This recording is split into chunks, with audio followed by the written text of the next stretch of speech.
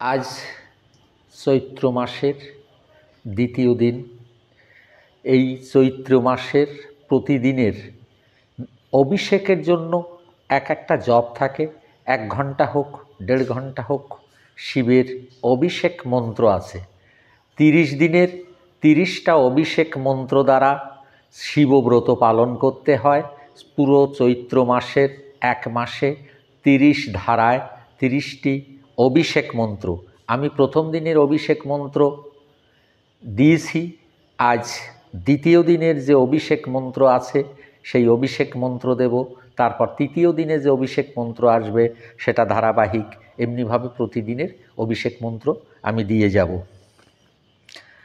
আজকে আমি দ্বিতীয় দিনের যে অভিষেক মন্ত্রটি দিচ্ছি, ওম বিশ্বপতি বিশ্বনাথ শিবায় নমঃ।